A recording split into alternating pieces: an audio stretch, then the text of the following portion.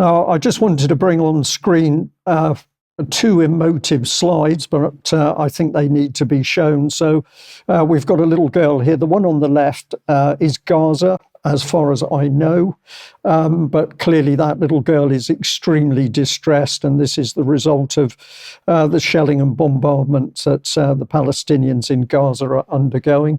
And on the right, of course, we have Boris Johnson, who likes to play the buffoon, but we need to remember that certainly in Ukraine, he was the man who is widely now reported to have destroyed the peace talks.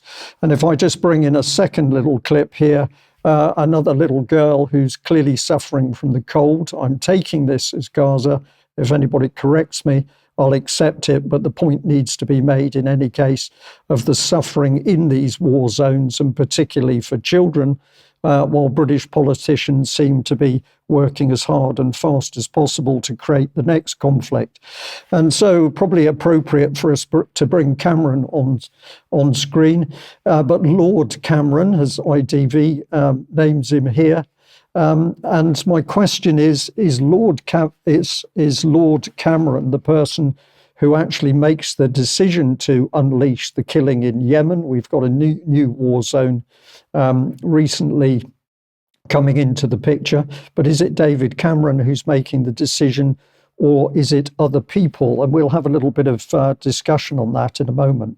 But a reminder of the horrific casualties in Ukraine. We showed this about a week ago. The key point here was Russian dead at about 120,000. And then we pointed out that the Ukrainian obituaries at the time, 408,000. Well, this is now increased to 410,000. We're talking dead here, and these are figures which are claimed to come from the obituaries reported in Ukrainian press. So horrific casualties in deaths, and the injuries way beyond that. But these are the wars that the Western politicians seem so keen to keep going. And just to give a little bit of detail on Gaza, I'm going to put on the original Israeli figure of 1,300 dead. There are some questions over that. There's still purported to be 136 Israeli hostages still in the Gaza area. But if we put on the casualties now amongst the Palestinians, 25,700 dead, 63,740 injured or thereabouts. And if we look at the arrow there, I'm indicating the fact that on this UN statistical infographic, of course, the Israeli-controlled fence around the Gaza Strip is indicated there, and this is where the civilians have no possibility of escaping the bombardment which they're currently under. And that bombardment can only happen with the full support of the US and the UK and the West in general. So we are fully complicit in any of the horrors of what's happening in Gaza. And if we just continue with a little bit of information from that. So this is a little bit more of the UN statistics, but here they're talking about 2.2 million people at imminent risk of famine because the supplies are not getting into the Gaza areas. 70,000 plus destroyed housing units, 290,000 plus damaged housing units. So this is pretty serious stuff.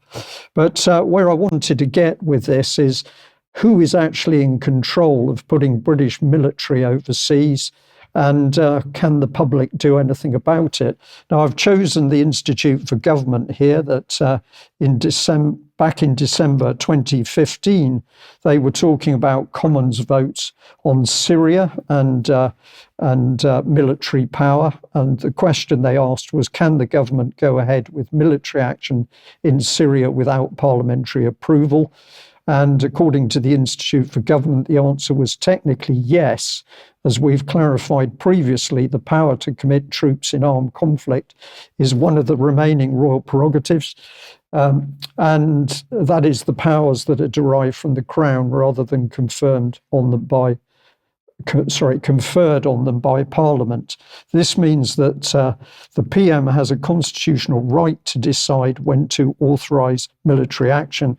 I find that statement utterly frightening, but if we just have a look at a second question, what kind of military action now requires a parliamentary debate? It says, as with any convention, this all depends on how the government wants to interpret past precedent.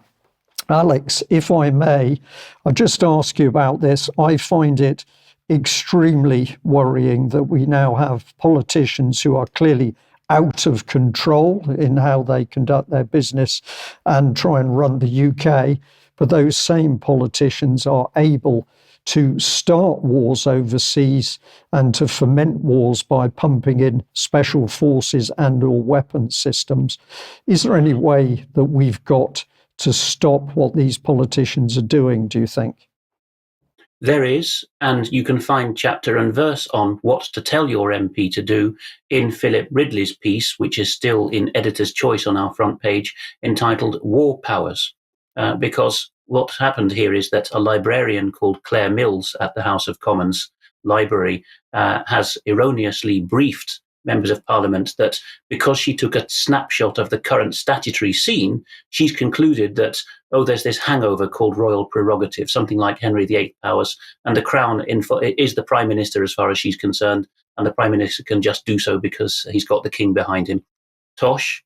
There's a constitutional settlement before the United Kingdom existed, 7 years beforehand, the Act of Settlement 1700, and Philip Ridley goes into a great deal of detail there on how Parliament has got war powers that have been put in treaties and constitutional statutes down the centuries.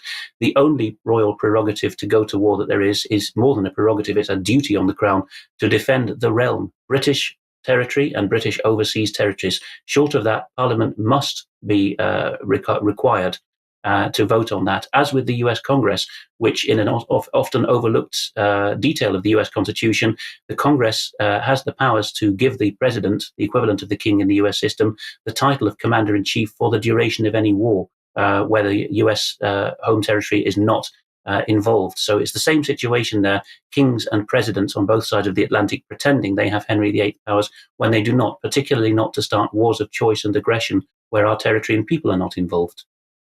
Alex, thank you very much for that. And we can also add that, of course, if people want to stop these wars, they have to become active in very large numbers.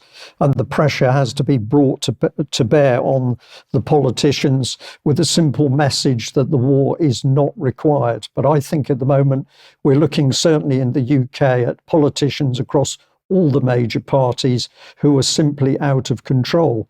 And one of the big problems is we don't know who really has the power and influence on politicians, because there are many and various organisations that seem to be able to bring pressure to bear. But I just wanted to draw people's attention to this article from Carnegie Europe. The headline was UK-EU security cooperation after Ukraine, and it says Russia's war on Ukraine has sparked renewed foreign policy cooperation between London and Brussels. The importance of these ties will only increase if Trump returns to the White House. But if you, if you follow through on this page, it says this blog is part of Engage, a project that examines challenges to global governments and EU external action. A consortium of 13 academic institutions and think tanks seek to address the EU's ability to harness all its foreign policy tools and identify ways to strengthen the EU as a global actor. And I suggest that global actor really means global power. But if we go on, if we move on through to here, we are looking at people involved, and we've got this gentleman, Javier Solana, and we see that he's a former European Union High Representative for the Common Foreign and Security Policy, and he's a former Secretary General of NATO. So for me, at least, I don't think we're getting fresh, independent views. We're having the same old people.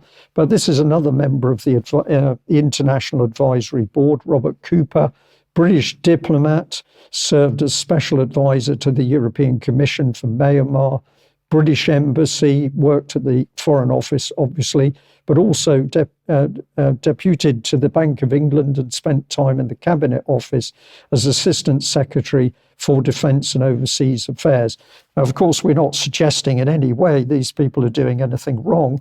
What we are saying is it's very difficult to work out who has the power and influence around our politicians, as there are so many non-governmental organisations, think tanks and other organisations which are working towards global governance. And I missed it on the last slide, but there was a big red arrow.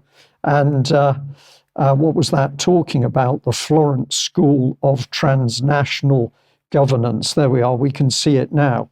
So many of these people are involved clearly in efforts to remove us from basic control over our own countries and to move us into transnational governance, where there will effectively be one world governing body.